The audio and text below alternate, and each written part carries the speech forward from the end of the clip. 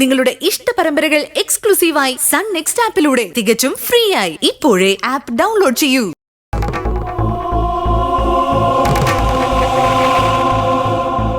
സ്വപ്നെ, ഗിരി വിളിച്ചിരുന്നു.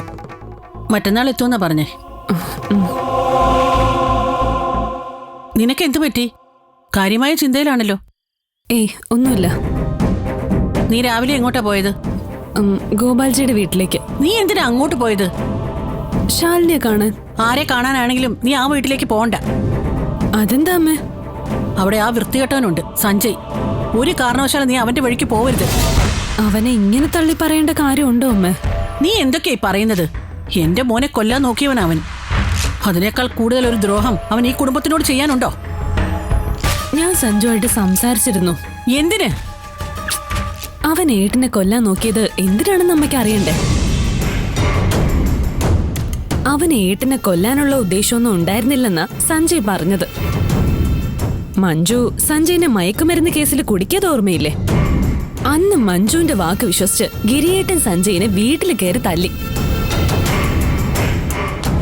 എന്തൊക്കെ പറഞ്ഞാലും സഞ്ജയ് ഒരാണല്ലേ, അതും ഇത്രയും വലിയൊരു കുടുംബത്തിൽ ഒരുത്തൻ. കിട്ടിയ തല്ല് തിരിച്ചു കൊടുക്കണമെന്ന് അവനും ഉണ്ടാവില്ലേ? അത്രേ സഞ്ജയ് ഉദ്ദേശിച്ചുള്ളൂ.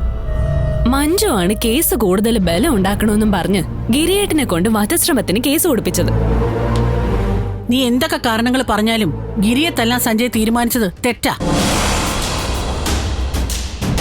സഞ്ജയ് ഒരാണായിരുന്നെങ്കിൽ ഗിരി ശബരിമലയ്ക്ക് പോവാൻ മാലയിട്ട ഈ സമയം നോക്കി തല്ലാൻ വരില്ലായിരുന്നു, അതും ഗുണ്ടകളെയും കൂട്ടി.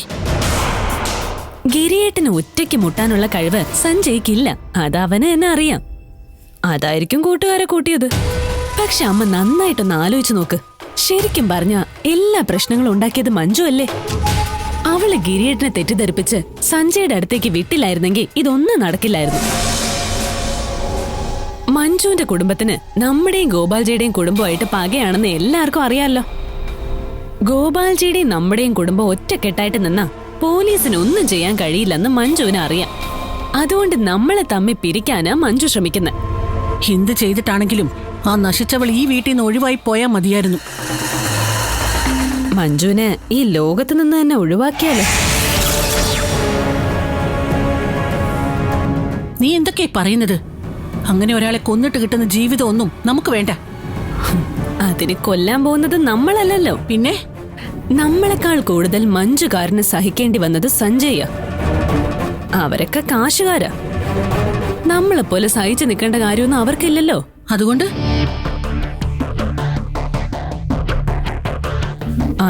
അവളെ അങ്ങ് ഒഴിവാക്കാനുള്ള പരിപാടി സഞ്ജയ് ഇട്ടിട്ടുണ്ട്.